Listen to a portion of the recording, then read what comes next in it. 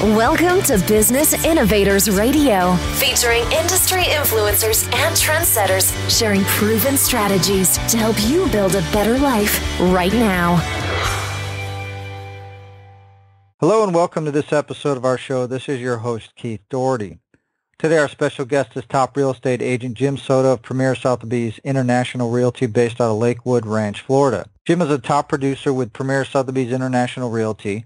The Soda Group was number one with Premier Sotheby's for the Sarasota, Lakewood Ranch, St. Pete, Tampa, and Orlando offices for 2015, posting $52 million with 83 transactions. Jim is one of the most knowledgeable and skilled luxury sales associates in the Sarasota, Lakewood Ranch and Bradenton area with Premier Sotheby's International Realty, providing necessary tools and guidance to help sellers make informed decisions about pricing, staging, advertising, and negotiating. Jim has earned the Certified International Property Specialist, CIPS, designation, as well as Accredited Buyers Representative, ABR. With experience buying and selling Florida's most impressive luxury homes, Jim is connected to the area's best homes and properties. He also represents some of the finest waterfront real estate in Sarasota, Bird Key, Lido Key, Harbor Acres, Casey Key, Longboat, and Siesta Keys. Jim and his wife Donna moved to Lakewood Ranch from Canfield, Ohio in 2001. He graduated from the University of Dayton in Dayton, Ohio. With a daughter studying at the Ohio State University, the Sodas are true Buckeyes. He says, "I still root for all Florida sports teams except when they play Ohio State." He said, "Our area is a wonderful place to live and work." All right, with all that said, Jim, welcome to the show. Well, thank you, Keith. Thanks for your great opportunity this afternoon. Hey, Jim, if we could start with what led you into real estate? Was it something that you always knew you wanted to do, or did you maybe stumble into it? Well, actually, I did stumble into it. I had a very successful trucking company in my previous life and had sold the company and knew I was moving to Sarasota, Florida at that point, and this was in around it was 1999, 2000, and 2001. I called one of my old attorney friends who did a lot of corporate work for me, and he was in Sarasota, and I said, "I'm coming to Sarasota, try to find me something business I can buy or partner with or something I can get into." And he said, "Jim, everybody down here is making a good living in real estate. I know you can market. I know you can sell from your past experience. Get your real estate license, and if we can't find anything, we'll see what happens." Well, I got my license in 2001 and never looked back. That's excellent. Yeah, certainly a Florida market is a nice market to be in, especially where the area you're based out of. So that's an interesting transition you made, just on a whim, like you said. You're just like, I'll get my license and see what happens, and then here we are today. So, Jim, can you talk a little bit about some of the personal attributes, traits, or qualities that you think have most contributed to the success you've had in real estate? I think my business background over a 22, 23-year period really helped my real estate career. I knew business, I knew marketing, I knew, the hot spots and negotiations. It was just that I had to learn the real estate protocol, the real estate contract and laws.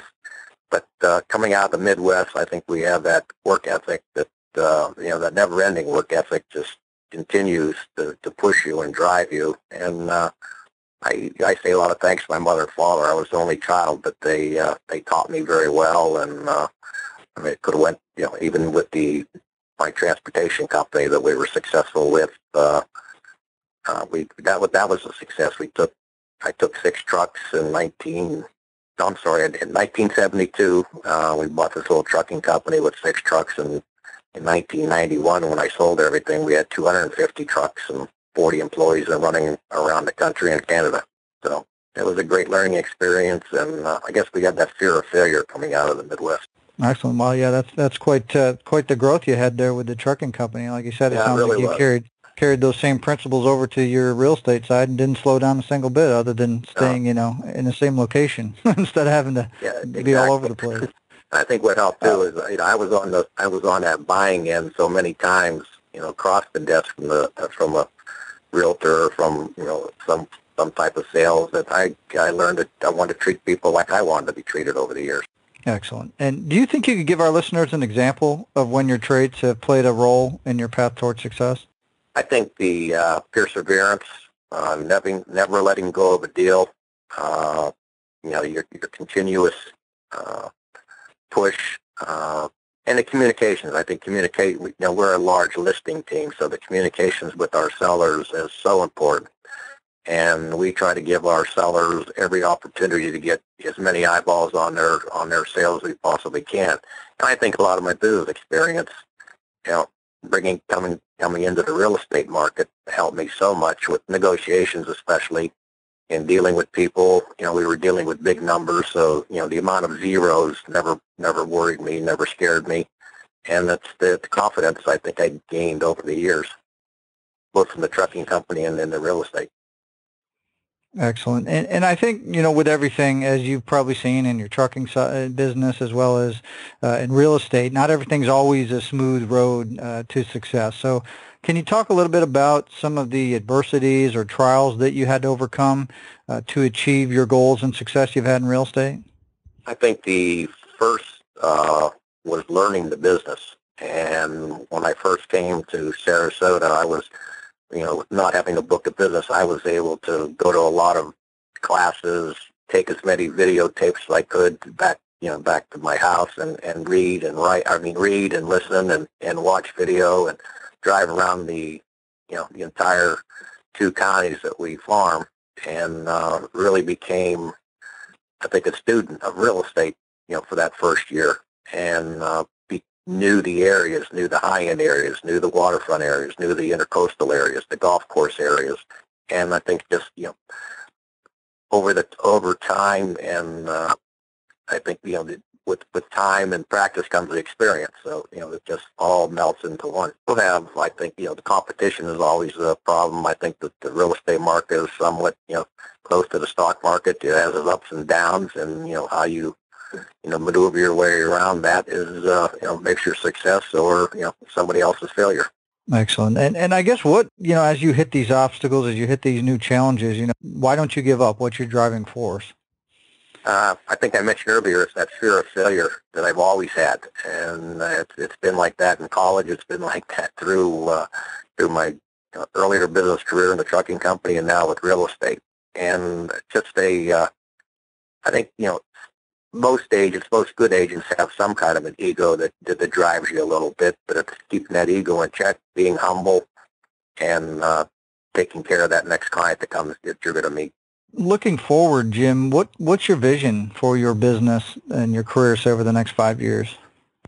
Well, fortunately for our area here in Lakewood Ranch, Florida, there's a growth pattern here that for the next 10 years, it's phenomenal. It's the 9th fastest growing subdivision community in the country. It's a community with 32,000 acres. They're going to develop about half of that. Almost half is developed now. So, with another, let's say, 7,000 to 10,000 more homes, new construction, and then the resales that go with it over the years. So I'm 10 minutes from, my entire farm, and that makes it easy. Do I ever want to retire? I think this is one business where you don't have to retire. You can work as much or as less or as how you want to, how you feel, and what's your next goal, and conquer that goal. And I guess also on top of that, obviously, like you said, you got this new development in these houses as well as your other business that's already established. But what do you feel the best way you market yourself as a real estate professional so that you can have continual growth? Well, we do a lot of branding. We've done a lot of personal branding. Now with Sotheby's the past 2 years, the Sotheby's brand itself is second to none with the worldwide global reach. We just came back from a convention. There was people from New Zealand, Australia, Beijing, London, Rome. It was just an amazing time. But you network through this maze of realtors, and I think a lot of our local success really comes from our social networking and our branding and advertising. We're constantly sending out direct mail, and direct mail works here. I don't know about other parts of the country, but direct mail here in Sarasota, Lakewood Ranch, Florida, it's probably the best tool we have. But we really do a lot of social networking, and that's with Twitter, Facebook, Snapchat, Pinterest, Instagram, Google Plus, all the major social media sites. I think, when it comes to real estate agents, sometimes there's a lot of misconceptions from a general market standpoint, and maybe that's because of the barrier to entry is so straightforward. A little bit of education, take a test, and then you're an agent per se, and you have the right to sell real estate, whether you know what you're doing or not. But what do you think the biggest misconception or myth people have about working with a real estate agent is? I think the biggest misconception that realtors have is it's easy, and it's really not easy. And I think once you sit down with a client, whether it's a buyer, whether it's a seller, you're bringing a group, a team together.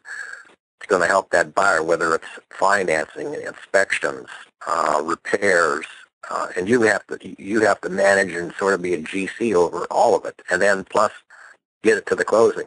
On the other side, from the real estate, in the listing side, selling side, again, we're managing our sellers. We go to the inspections. You got to meet the appraisers.